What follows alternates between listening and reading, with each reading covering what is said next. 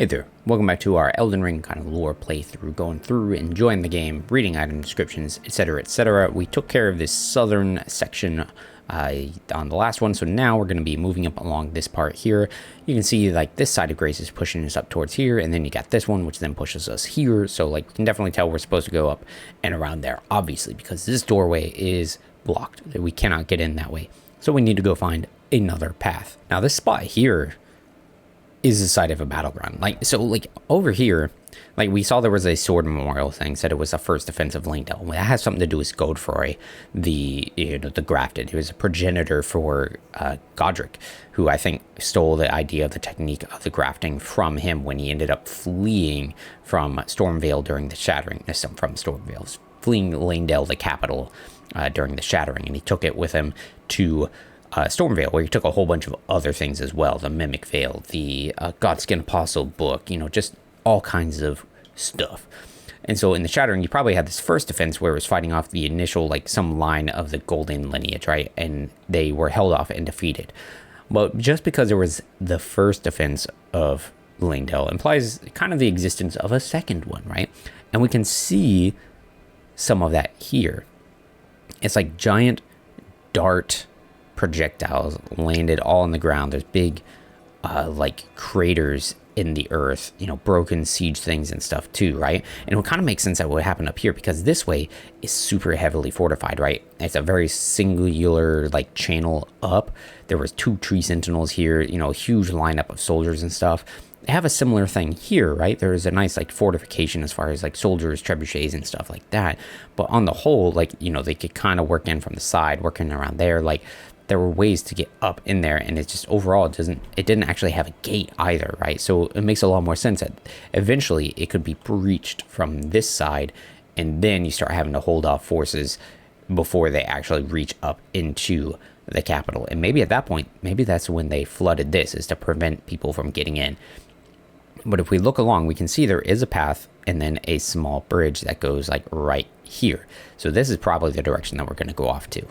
But if we start moving up this path, we can see there is a lone like commoner dude kind of chilling over here. We're going to check out some of these sections here too. I don't remember if there's anything exciting there, but there's one. And look, there's a seal, Erdtree seal popping up. And there he is, old Margit. He is still alive and kicking, which is interesting because, I mean, we defeated him at Stormvale Castle. Still the same though, right? Still the same kind of guy. But like, I guess it kind of makes sense because like he was talking for a long time after we beat him, right? Like he was just going on and on about, the fell hands of the night will brook thee no quarter, yada, yada, yada, right? And so I guess I shouldn't be super surprised that he is still standing, because he kept yapping away. But he like channeled into that commoner dude, right? Big Erdtree seal kind of thing. And we know, I mean, he seems to be somehow a devotee, right? He does these golden light magic things. Obviously he had a spell that does that. I didn't want to backstab there. There was another piece too, right? Because we know a lot of like various illusion magics are actually Erdtree related, right? Or gold, and not like sorcery like many of the other games, because we see it with the Mimic Veil where it's like bits of gold. We see it with the nobles when they like illusory into invisible. They, I'm getting my freaking ass kicked. They have like little speckles of gold. Gotta focus a smidge. I want to heal all the way up, please. Bummer. They have like speckles of gold and stuff when they like fade out and go invisible. So it's definitely like like illusions and stuff have something to do with the Erdtree's ability to do that, or like relations to their scholar ways, something faith, which is a little interesting because like the Erdtree's been so like warfare like connected that it being able to do like illusions and enchantments like that is kind of, I don't know, feels a little weird, right? Oh god, the extra combos, dude. I can't find the right spot for guard counter, and the shield crash just takes too long.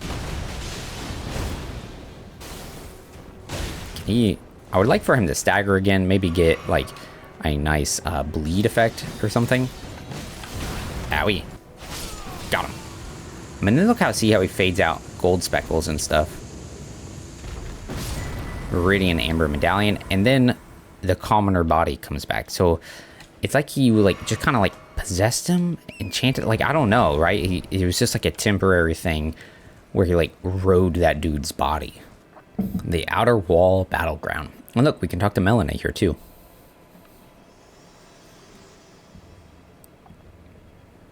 Spoken echoes of Queen Marika linger here as well. Shall I share them with you? Yeah, I mean, of course, right? In Marika's own words, hear me, demigods. My children beloved, make of thyselves that which ye desire. Be it a lord, be it a god, but should ye fail to become aught at all, ye will be forsaken, amounting only to sacrifices. Huh. Interesting. So, like, you know, in general, some of the stuff that I've gotten from Marika is she seems kind of cruel and terrible, right? Hugh kind of gives us that impression as well, right? Because he's like praying for forgiveness, and he's like implies some kind of fear of her, right? And then also like right here, just some of the stuff, it just feels, you know, sketch almost. But like with her demigods, and part of like what she says there is kind of like, okay, sort of makes sense. She's like, yeah, you know, you want to be a lord, you want to be a god, like whatever, you know, do something. But if you don't do anything at all, like that's when we have a problem. Like you'll be nothing but a sacrifice. And so, you know, it goes quickly from like 0 to 100, right? But a sacrifice for what? You know, sacrifice for the others, reaching for some goal to become like a lord, a god, something, right? But a god, you know, to try and become like a god seems like kind of a big step, right? These banners are so interesting. I have a theory on them right now, but I can't say it unless I decide to break some of the continuity of like what we know as players, right? But I have a theory on them that later on I'll probably share. And here we get up into a graveyard-like area. There's our minor Erdtree. That thing has like no leaves, by the way. Bunch of skeletons coming out. Now look how he's got like goopy meat on him. Oh, that move is freaking crazy. Like, what is that? Why is this skeleton suddenly flying around in a T-pose and spewing huge amounts of ghost flame, right? His bones are kind of yellowy too. And we find ourselves a merchant way along here. Oh, perfumer bottle. Pretty nice. We can use that. There's golden arrows and then golden great arrows. We've also got golden bolts. Same thing. Once used by guards of the capital. Once used. Not anymore, though. Interesting. All right. Oh, and look, we got some good stuff here. Here's the Sentry's Torch. Torch given to protectors of the Erdtree. Its flames are bestowed with a special incantation, which allows the bearer to see assassins cloaked in veils. Furnished on behalf of the Erdtree and the grace-given Lord, such that the Knight of Black Knives will never come again. So this is what we needed when fighting that freaking assassin, right? This is specifically for that, and unfortunately, like, we muscled through it. Like, I think a lot of the actual, like, maybe flow, you would, like, fight it, kind of get your butt kicked and say goodbye later, and then find this and go back and be like, all right, I'm ready, right? So, furnished on behalf of the Erdtree and the grace-given Lord. So, Morgott is a grace-given Lord. So, he was like, all right, we want this thing because this dude got murdered, which, by the way, I mean, given how we were just getting absolutely ganked over and over again in that fight, can you imagine, right? You got this dude, Godwyn the Golden, right? It's pretty early demigod, right? Because like Godric is like the runt of the litter. His blood sorely diluted. Godwyn was like super early. He was like the son of Godfrey and Marika. So he was like next level, right?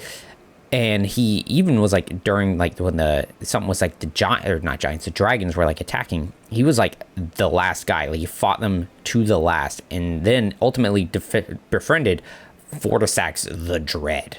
Right, dude was like a badass maybe, but imagine you have these assassins with daggers of death, invisible, like you cannot see them, and we fought multiple of them already, right? We fought in like 4 of them. Who knows how many were actually there in the Knight of Black Knives? There were a bunch in the picture, right? And he was being held by multiple as another one like carved into his back. So Can you imagine a fight against a bunch of those assassins that you can't actually see, empowered with the destined death? Like, yeah, kind of crazy. A distinguished great shield, featuring a sumptuous ornamentation used by the scions of great families. Due to their excessive size, these shields were at times seen as a hallmark of little lordlings who were too timid to earn a few nicks and scratches. I really like the shield. I think it's cool. It's got awesome drip to it. Here's a prophet blindfold, like what Corrin wears and stuff. Exiled prophets who foretold misfortune and were persecuted and driven from their homes as a result. Why hesitate? If the path leading to the future is clear, just close your eyes and walk. And there's a prophet robe, right? Same thing that Corrin's like wearing. A robe, or actually it might be a little different, right? I think because his has a ring, it's like a circle around his neck and not this like a square piece. But exiled prophets, there it is. The shackles around the neck warn passerbys not to lend an ear to their sermons.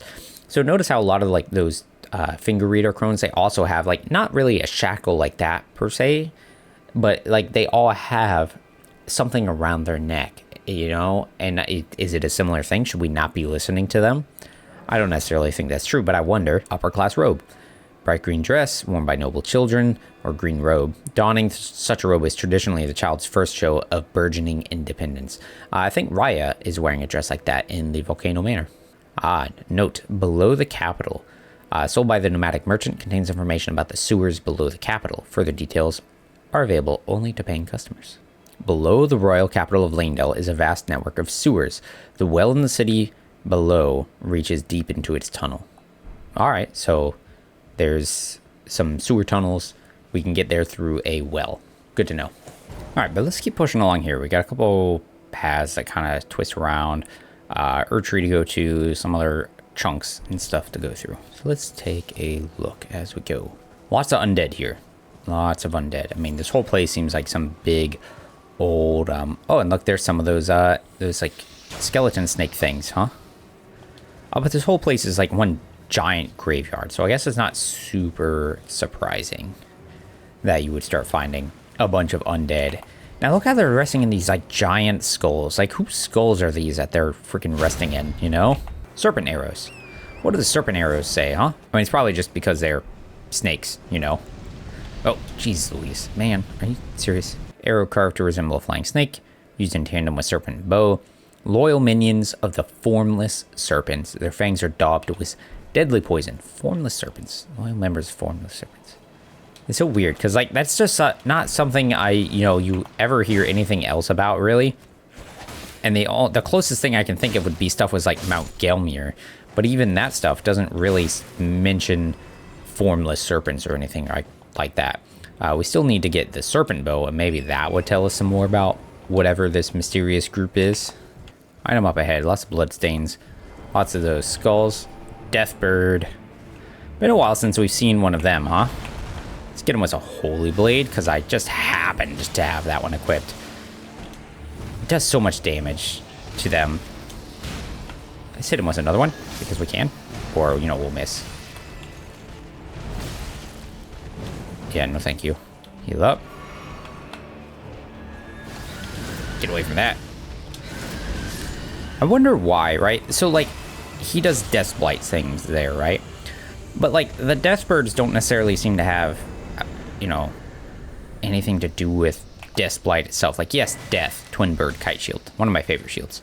But when you, like, read about it, they're not, like, Death Blight, right? Because that's kind of like a new thing. Where their stuff is, like, kind of old world, I would say. You have these Deathrite birds who use Ghost Flame. They have these things that rake out the ashes of the dead. Winged Crystal Tear. But it's not like, oh, they channel destined death and stuff like that, right? It's just the Ghost Flame, the flame of dead people, But we do have this, though, so maybe this will tell us something else. A Twin Bird Kite Shield. I think the design is super cool. But features a vividly painted twin bird. The twin bird is said to be an envoy of an outer god and mother of the death birds. At dwindling levels of HP, it will slightly boost both attack and defense. So, twin bird is the mother of death birds and an envoy of an outer god. And we've heard a little bit about the outer gods through the golden needle that was said to prevent the meddling of them, and it stills the scarlet rot, which kind of cements the idea that like it has something to do with some kind of god. It's not just like a normal sickness or disease or anything like that, right? It is supernatural. And then you have even the blue dancer talisman and stuff talks about how a blind swordsman was given a sword by a fairy and sealed away a god that was rot itself, right? So that again kind of ties us in with that whole outer gods being with the rot and stuff. So there are various outer gods, multiple gods of some kind, right? I mean, we've also got the fell god for like the flame that the giants have. America seems to be a god, and I mean, she even says that like to her children, seek to do something, right? Whether it's to be a lord or to be a god, like do it, And so I was curious about like being multiple gods, but maybe there is some process of becoming a god of something. And then they would have envoys, right? So the twin bird was an envoy, and we haven't seen any twin birds, right? We know there are envoys of the greater will, and those are the two fingers, if I'm remembering right. Two fingers, vassals and envoys of the greater will. They're like representatives in the lanes between that speak for them. Here's our minor Erdtree. What do we see up here? It's an omen and a bunch of commoners, but see how a bunch of them have like robe things on their head. They're a little different than their normal thing. Hi guys. Let's see here. Yeah, they got black robes. It's kind of covering their faces too, right? They still have these shackle things showing their devotion to the Erdtree. So there are different types of shackles, right? So we saw the one that the merchant was selling us, where it's talking about how it was a shackle showing like not to trust what they have to say. But then like these guys have their own thing. Now look how they're casting these spells, and it's casting Death Blight. Now there's an interesting seal. It's kind of like a circle, but it has like some slight kind of like spokes sticking out from it, which is a little bit like the Death Blight. The Death Blight symbol is like a full circle of spikes, where this thing they're casting is like a half. Now there is some, oops, I tried to do something weird for a second there. There is an item that kind of has something to say about that, and we'll double check it. I want to say it has to do with the centipede, right? And even, what's his name, Rajir and D have some words to say about it as well. So let's go ahead and let's just hit him with oh, I did the wrong thing. That's okay. Knocked down. Nice. I'm out of blue, though, so that's a little unfortunate. I didn't mean to do that. I'm just having all kinds of fumbly problems. What are they guarding? I think just some sacred tears of some kind. Twiggy cracked tear? Crimson. So when we look at the gold centipede, desiccated remains kept as a fetish by the Golden Order fundamentalists, especially the hunters of those who live in death, as such found near churches and similar. See, I want to say, was it D said something along the lines of the half wheel of the centipede, right? And so when you look at that, and then the symbol that they cast, like when they cast those spells, see how it's kind of got these tendrily things spoking out a little bit, and it's a half curved thing. Theirs was like a full ring, but it only has those like spiky sections sticking out on part of it. All right, now we're here. We've got a choice, right? We could go up towards this main path, or we could go down this way. I'm inclined to go down this way and try and do those parts first. We can see golems there. I did kind of want to try and see if they are affected by crystal darts or not. I don't think so. Oh, look, they've been gunning down the nobles. Like, the nobles don't even, like, really pose any threat, right? Like, they're just freaking crazy little undead guys. The golems are not letting anybody close. Multiple archers. All right, maybe there's going to be some secret, like, jump path we could maybe do. Oh, what do we have here? It's Boggart. We haven't seen Boggart since, trying to get up to the plateau. He helped us out fighting magma worm Makar. What are you looking at? Oh, you again, is it? Yeah, man. Perfect bloody timing, actually. Look at those crabs, man. Cooked up fresh. Yeah, I'll buy some, man. Boiled crab.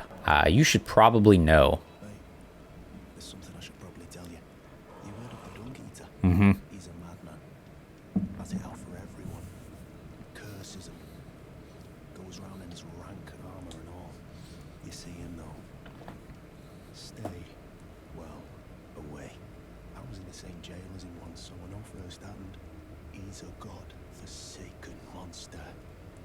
Not just some petty dog like me. Huh. About the Dung Eater. He's a killer. Kills people. And curses the souls. Does all sorts of shit to the corpses. To keep them cursed forever. I ain't seen nothing more disgusting in all my years. I ain't never been more scared neither. Rooted to the bloody spot while he did that. To my friend. Never met someone with a taste for crab I couldn't trust. You've got a real thing here, eh? And it's only getting better. Boggart's bro. Yeah, so I mean, we've kind of met him, right? We saw him he's in the Round Table Hold, but he's like a red spirit, and he threatens us, talks about, have you tasted the sweet desecration or whatever it is, the curse, and he's like, no, of course you haven't, leave me alone, you're lucky I can't do anything to you, blah blah blah. It was interesting. So like, Boggart there says they once shared a jail together, so like maybe he's only in the Round Table Hold because he's in a jail, right? He's basically projecting his like spirit forward. His soul is like aggressive, riddled soul, I guess, I don't know, but he's tarnished, right? Which is why he can reach the Round Table Hold. And I wonder, can you imagine him having a freaking what you call it, a finger maiden? They're like, hey, you've got a new adherent, new tarnish to go guide, and it's freaking that dude. She shows up, he's still tied to the freaking gibbet because he was getting hanged in. Yeah, is that all you're gonna do, Bear? He's getting hanged in the opening cinematic, right? And people are probably throwing crap at him, and they're like, yeah, that's who you're gonna guide. Give him counsel. How long do you think that lasted? It can't have been very long. But look here, what do we have? It's a hero's grave, but this one's got the statue at the top. Oh, it's facing the other way, towards a wall. Okay, why does he have no head? Is it because is it supposed to be signifying like the soulless demigods of some kind or some way? Look out here though. What are those columns? There's like a path. You can see it kind of along there, right? Interesting. Auriza Hero's Grave. Alright, we can already see it's got a sealed up section right there. Let's go and just rest up some of our stuff. Looks like a charred body right there. Oops, not what I meant to do. Oh. Okay, that was a death blight animation. Super cool. Oh yeah, you see him right there. Hi, boys. Golden epitaph. So an epitaph is like, kind of like the, how would you say, like words, messagey, memorial thing. So like for somebody who dies, is their epitaph, something you write about them. Maybe put on like a tombstone or something, right? But golden. A sword made to commemorate the death of Godwyn the Golden, first of the demigods to die, infused with the humble prayer of a young boy. O brother, Lord brother, please die a true death. So it's got a unique skill, Last Rites. So raise the epitaph to grant the effect of sacred order to yourself and allies nearby. Particularly effective at laying to rest those who live in death. So it makes sense. Like this thing is somehow, enchanted to deal with those like death effects. And so it's like this guy knew, like his brother. So who is his brother? He knew that, he had like a half death of some kind. Like his soul was slain. It is a pretty cool sword. I do like it. I don't think it's necessarily super strong. There's some weird things about it though, if I remember right. Yeah, you can even see the bottom part looks kind of like a tombstone thing that goes up. Oh, and it's got like a skeletal. Why do I not remember seeing that? A skeletal figure kind of like crossed out with like an explosion. I would say a golden explosion kind of going up. This is really cool design though.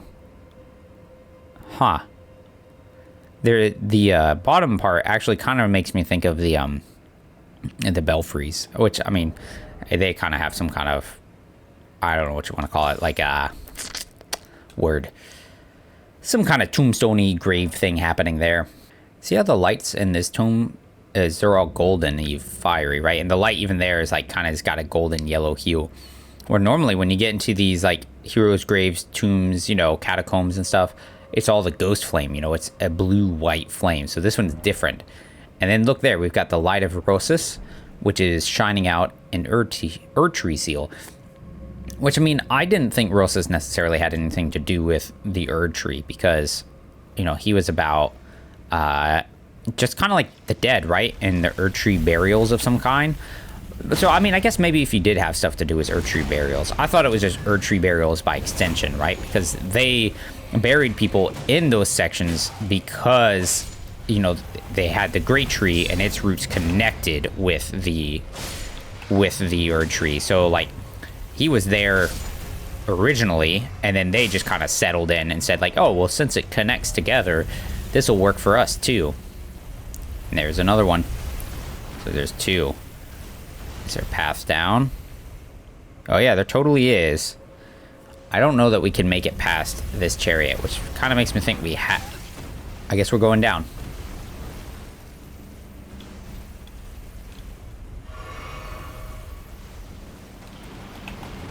Of course there's a Grave Glowwort 6. It's actually really nice. We can use that for our bird. A lot of basilisks. Alright, so there's a lot of ties with like death here because, I mean, we've got that golden epitaph, which has something to do, you know, it's the epitaph for Godwin the Golden. It's, I mean, why it's got golden in the name, I guess, right? We'll just move away from you, I guess. And now there's these guys. Ugh, I had a feeling. Alright, so double chariots moving back and forth now. We can go down, we can go up. We might go up first. Oh, or a little passage right here, stone sword key. Bet something's gonna pop out of the ground, because why wouldn't it? Oh, skeleton. Okay, and that's where we were at earlier. So one of these is gonna turn around and try and finish this little circuit right here. So this was kind of a useless little detour for us. Fan daggers are cool. And there's another chariot. Okay, we're gonna have to be super careful here. There's 3 of them, because why wouldn't there be? But look how there's an item right here. Quick, there we go. Leads you into a whole nother secret pass. It's just super sketchy, you know, especially when you have to deal with a bunch of those chariots and stuff moving all at the same time, and you don't want to get clipped by them because it could suddenly push you off the edge to a horrible, horrible death, or, you know, just kill you or something like that. And so there's a path over there, but if we drop down, you know, we're committed to it. So we're gonna go ahead and just go take care of this guy. We've got Vulgar Militia Ashes. That's kind of cool. I'd like to know more about them. I'm always super interested in them. Ashes are so cool because they're just extra ways to learn about the game and, like, kind of even build and flavor your character. You know, you could be a knight with your little soldiers or part of the Vulgar Militia crew. So the spirits of Vulgar Militia who wield long-hafted, serrated hatchets. These brutal weapons are particularly effective at causing blood loss to opponents. In the lands between, the small were scorned, and so they formed their Vulgar Militia as a means to make a living, albeit in ignominy. So, like, not what's the opposite of, like, fame? Just, like, yeah. Yeah, that's cool. They're actually a pretty solid Ash, I would say. The 3 of them move around pretty good, and because they cause blood loss, like, they go pretty well with, like, a blood loss kind of build. I find them pretty solid anyways. But it's just another group that's scorned across the lands between, you know? Anybody who's different, they're just like, nah, like, this is the ideal form. You may not like it, but this is what we believe. So F you. Alright, so here we are. We're back up here. So what is the significance of us being here?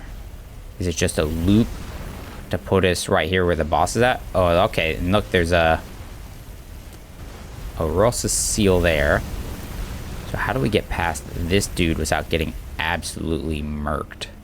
Good thing I've got a big old shield to cover my approach. Oh, you were gonna throw fire pots? What a jerk. Oh, an omen. Okay, sir. Why do I feel he's probably a second one? He's got the big old cloak. Oh, he's doing Death Blight. Not good enough for me.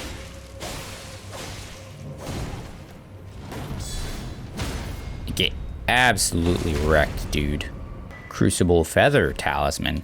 I forget that's where you get this from. All right, so it's kind of like the Crucible Knot Talisman, fashioned from feathers that embody the aspects of various creatures, said to have grown on the human body long ago. And I mean, even looking at those wings, I mean, they look just like the wings that are on some of the Misbegotten. It improves the effectiveness of dodge rolls, but increases damage taken at all times. A vestige of the crucible of primordial life, born partially of devolution, is considered a signifier of the divine in ancient times, but is now increasingly disdained as an impurity as civilization has advanced. Impurity. Yeah, so they're very much about the purity of, like, I guess I'd say human or something, right? Because what do they not like? Things that aren't just like true humans, right? Misbegotten, Omen, probably demi-humans, even the vulgar militia being like small of stature. They're like, oh no, you're not, natural, like you're not supposed to be like that. You're supposed to be, between 5'10" to 6'2", and like if you're not like that, then it's not good enough. So there's another, is this, oh, it's shining a light up there. Okay. Okay, but do I want to hit that? Because isn't this the one that I hit way earlier? Because I feel like, we just took the elevator up. We hit the thing way earlier as well.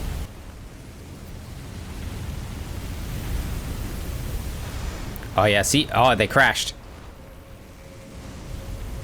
Owie, who's hitting me? Oh, they all crashed. Oh my god, we got a lot of stuff. Okay, so that Light of Rossus was summoning the, it was summoning one of the chariots, and they crashed into each other like that. Nice. So let's take a look at all our stuff. We got a lot of things from that. Tree Sentinel Helm. Look at all the tree stuff on it. Golden Helm of the heavy cavalry tree sentinels who serve the Erdtree. Very few are permitted to wear a golden wood crest of such size as seen on this helm. It is very cool. I do like it quite a bit. And then we get the chest piece. A heavy cavalry of tree sentinels adorned with a cape featuring the mark of the sacred tree, imposingly sturdy and nigh unbreakable. The grace of old yet lingers. It says old, not gold, right? Interesting. And even that tree symbol, right? It's not the like the Erdtree symbol. I mean, it's got a tree kind of motif-y design to it, but it's not quite the same, right? Interesting little thing there in the center. I actually kind of like this combo here. I think it looks kind of nice, even if like right now you can't tell the coloration difference, but for me I think it looks kind of cool right now. Holy Ground. Armaments of Sacred Affinity. Raise the shield to create an Erdtree consecrated area that continuously restores HP and boosts defense for self and allies within it. It's a cool one. I've never really used it though. I do like the idea of it though. Oh, you know why I'm probably not at a heavy load is because I have that Rune Archon. But let's see, who is the boss gonna be here? Oh, not the boss yet. All right, now we'll see the boss. Oh, Crucible Knight, Ordovis. Okay, 2 Crucible Knights, here we go. All right, Bird will get one maybe, and then we'll fight the other one. God, I forgot. Owie. Poke. No. Oh, we need to heal before he does his little double swipe. Maybe I can shield crash him. Oh, no, the stomp. Backstab? I was going to say, I didn't think I could backstab them, but need the bird to kind of hold on just a little bit longer. Oof, brutal. Stay strong, guy. Oh, great one. Bad thing is, this guy's going to go into like phase 2 here, which is going to be, owie, kind of awful. Oh no. And see, I don't think they can bleed is the problem I have right now. Ooh, quick tail. That's a different move. Nice, good hit. Heal now. If we can create some space away from, oh. Poke, roll. We gotta get ready for a giant tail swipe too. Or not. Maybe I can get a counter. Ugh, I thought maybe I could. The bad thing is that the heavy thrusting sword counter is rather slow, has a really big windup, which I think could be good for some like players maybe if you were try to counter strike them and they roll early because of that long delay and the lengths of it, you could maybe catch them. Get him! Yes! Oh, beautiful. Now for this one. One, and then big swipe. Now we poke, stab. I should not have done that second attack. Okay. Yes, I was hoping for that stagger. I needed it for the healing and the opportunity to heal. Now we move back because she's going to explode. Maybe, maybe not. So Ordovis was the one with the great sword. And then this one is just, you know, I'd say a standard Crucible Knight. But it's different from the others, right? Because it doesn't have a shield. Oh! And then it stabbed us, which is a different move. The other ones, some of them have done, like we got a move, the horn, but it was from a shoulder, right? And then we use that to like charge into and crash enemies. They all seem to like using the wings, which is kind of cool. Okay, one more swing. Nope, there it is. Now we counter. Nice, beautiful counter, because that could have been a lot of damage. We're gonna switch to the two-hand, and we're gonna use some of the weapon art of this one. Dodge back, thrust in. Ooh, we did get the hit though. Back, she's gonna, yep. Oh, I couldn't recover in time. Get ready to dodge that slam. Heal now, just to be safe. All right, get ready for that. Nice. Oh, it's so nice. I like doing that. All right, good fight. Ordovis' great sword, Crucible Axe, armor. Okay, yeah. Let's see here. So two of them down in this jail, or not jail, but hero's grave. So I wonder why they're down in here. Like, where have we seen these guys, right? The first one we saw is way down here in a jail cell, and it's the Stormhill Everjail. And why were they imprisoned? Like, who knows, right? And then we find one here in Stormvale itself. But then after that, have we really seen any more? The next one I can think of that we saw, we did see a spear one, but it was a spirit caller snail was summoning it. But after that, like, we haven't seen any more of these guys. I don't remember seeing any, right? So they're kind of enigmatic, but they're Crucible Knights, and we know a lot more about the Crucible, you know, being the primordial life aspects of all these things. And given that they use these aspects, you know, that it fits perfectly. But the reason we probably see it in the jail then, and why maybe they're just kind of lingering around in Stormvale while they're down in here, is because now these aspects of the Crucible are now increasingly seen as like impure. So they're no longer like maybe respected or liked as much as maybe they used to be. Great Sword of Ordovis, one of the two honored as foremost among the Crucible Knights. The sword is imbued with an ancient holy essence. Its red tint exemplifies the nature of primordial gold, said to be close in nature to life itself.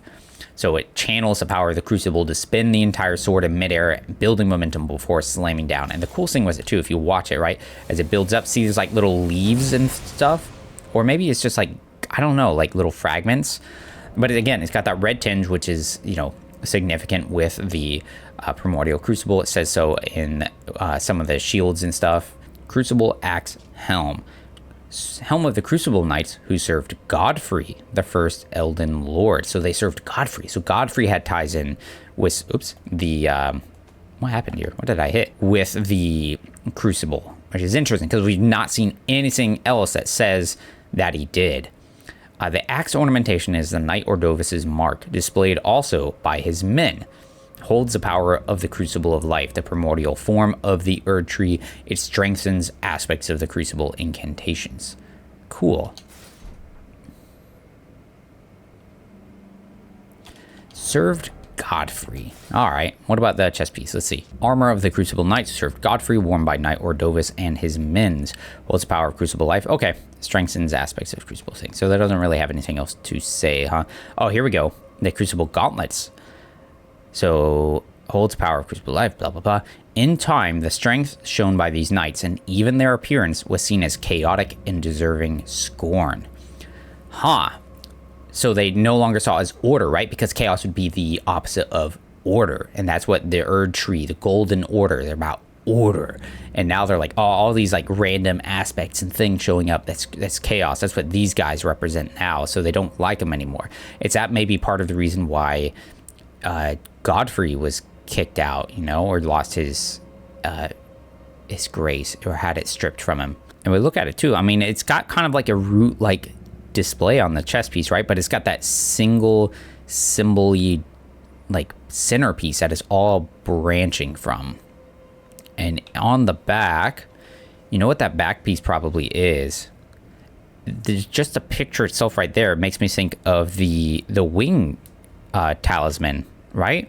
Like how it's got that kind of swirly, kind of chaosy look to it, right? Doesn't it look pretty similar? And it's got that like little hook where it's holding on, like to attach it as like a talisman. It's got all the swirly knot pieces to it. Like maybe that's what this symbol is on the back, is some kind of like signifier of the crucible of life, right? Super cool stuff. I think there is technically one more dungeon thing right outside of this place, if I remember right. I think there's one, because look, that road goes right up there. This video is already running pretty long, but I think this is just gonna have to be a long one. Something I would like to say about this this little grave here, Auriza Hero's Grave, that AUR is like gold, right? Now I don't know what that ZA is supposed to be significant for, but it does, right? Like, I mean, it has a lot of stuff to do with like gold, I guess you would say. So, you know, there is some stuff to take from some of the names. Oh, actually, hold on. Look at that. That's a skull like we see down in Caelid. Giant skull. Is that the northern reaches where the mountaintop of giants are? Makes sense. It's cold. They talk about it being cold. But here we are. Another dungeon. Auriza Side Tomb. This is for the less important people, maybe. And now let's see how this one's got that telltale, like, you know, traditional blue color when you get in these tombs. That was a little jar guy. I see you there. Look, he's got a yellow seal. Oh, and he's getting ready to explode. I still find it interesting that these jars, they got this wax seal at the top, and it's not necessarily, like, it's a tree motif of some kind, but it is not your traditional Erdtree symbol. We could totally drop down if we wanted. Oh, hello. We're gonna follow it around here, though. We're gonna see where this takes us. Okay, item. It's not, it's a teleporter. It's a teleporter dungeon. I dislike these. Bunch of little jars in these sections. That's interesting. You think they're like organ jars? Anytime you get these sections in these dungeons, it really makes me think it's more of like a jail than an actual like tomb, you know? Okay, other side of this. Big jar, 2 big jars. Ouchies. Hey, Perfumery's Cookbook 3. I wonder what that one gave us. There's a cracked pot. Well, that chest will take us back out here. More cracked pots. Oh, depraved. So, man, we've really only gotten the military one. Everything else has been depraved. Iron jar aromatic, though. Forbidden art of depraved perfumers. Uses FP to temporarily turn body to steel, boosting poise, resistances, and damage negation at the expense of mobility and lightning resistance. An art that requires fragments of hunted noble jars. Depraved perfumers are plainly in league with jar poachers. Jar poachers. Yeah, it's something that Alexander can tell you about a little bit if you like kind of do his quest line right and you see him before he like completely leaves like the Limgrave area. You'd find him in part of like the Gale Tunnel and mine and stuff. But the noble jars, like they're called noble. Look at that imp's head. He's different. The other ones have been like these animals and stuff. This one's like, it looks kind of people-like, but he's got horns, a beard. Yeah, interesting. Yeah, same thing there. Hold on. Hold still, friend.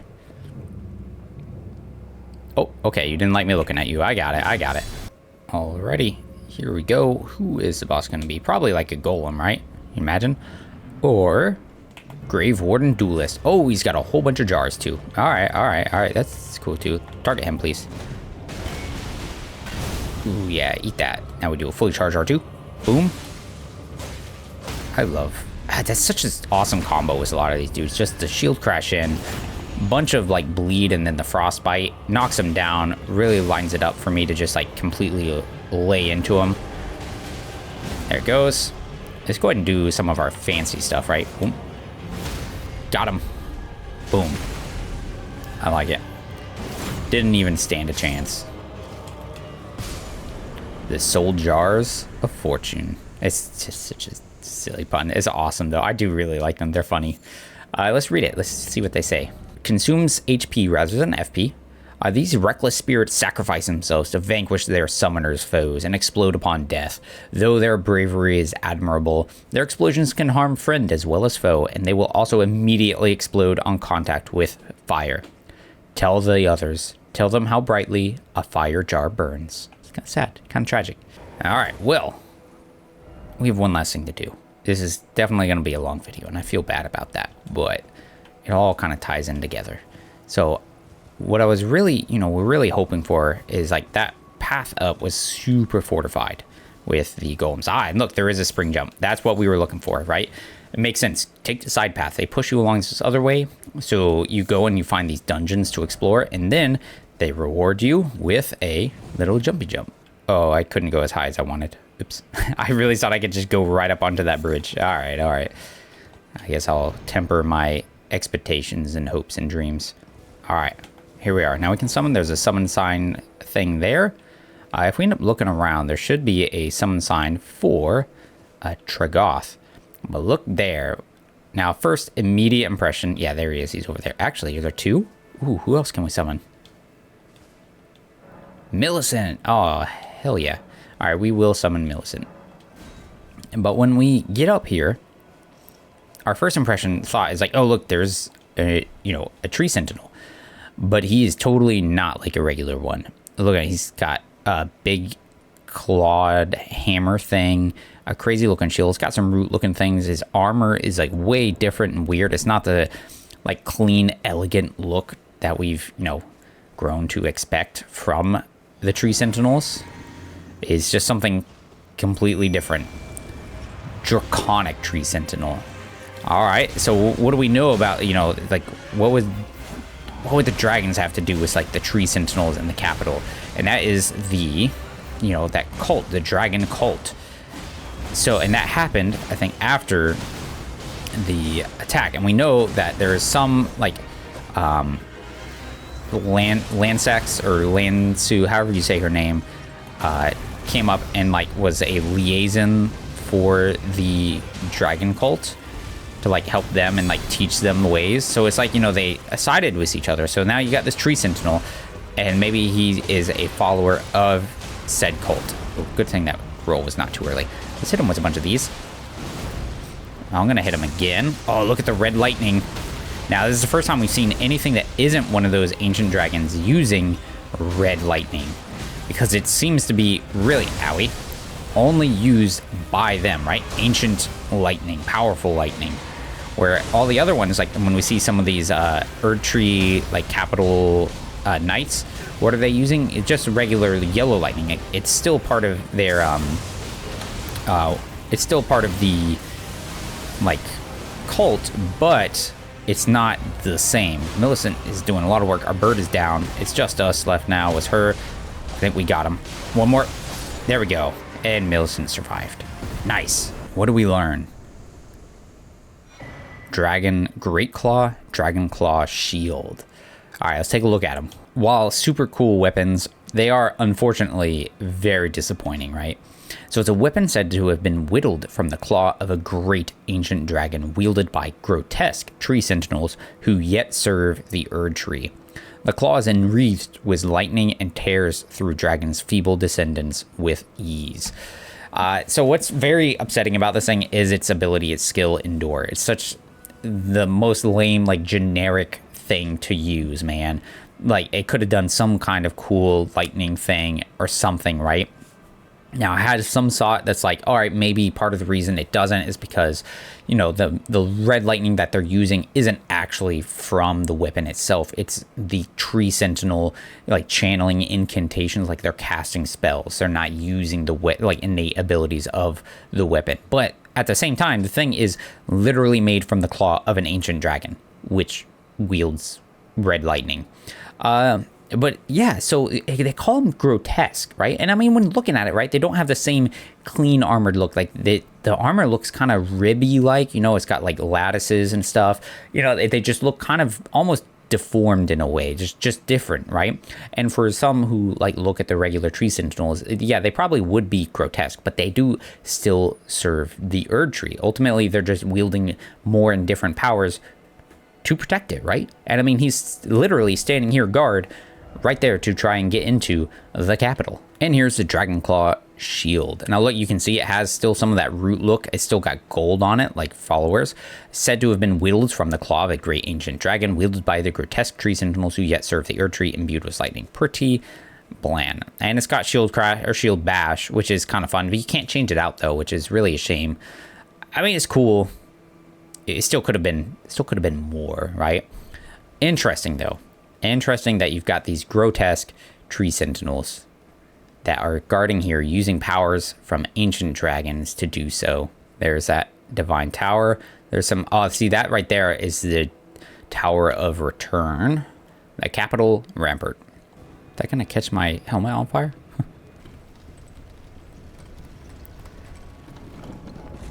And there's a change in music.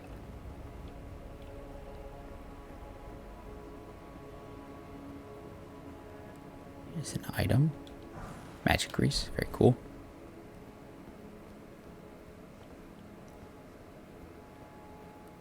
Oh, what is this?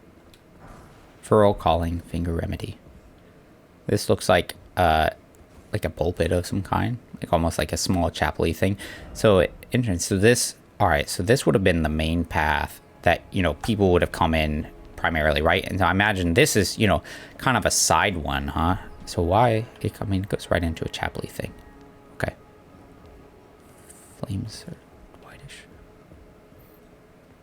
Walking up, you can see right at the Erdtree. Look at that dark spot as it like spreads up, and you can actually see it's like a great door in the side of it.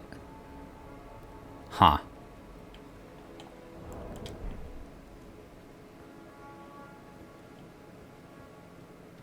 Commoners. They're alive. They're just kind of sitting there.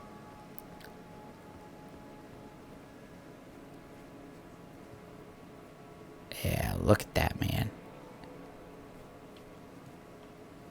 It's so cool, dude. If people can get down there.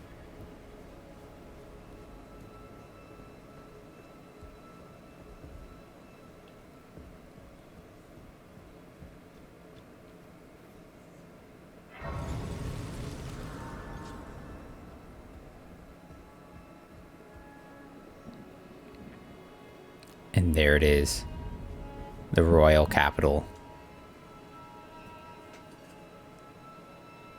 It's so cool. This is one of, like, if not the best, one of the best areas in the game. And this whole walkout reveal to it, to just see the sprawling city, this massive dragon body, an ancient dragon, dude, like, crashed there along the walls. You can see all his wings, some big, like, to me, it really, that thing there is like the spear of Longinus, like in Evangelion or something. Big old walls up there, all these like large cresting buildings, some large structure there that go right up to the Erdtree. Like, it's so cool. And you can see the tops of like rooftops, there's items, you can see the imps, like, you know, you can go across there. There's the street paths going down there, more passages that go down. Like, you can see the whole sprawling capital all ahead of you, like, just telling you, like, hey, look at what you're gonna get to do. It's super cool. I do really like it.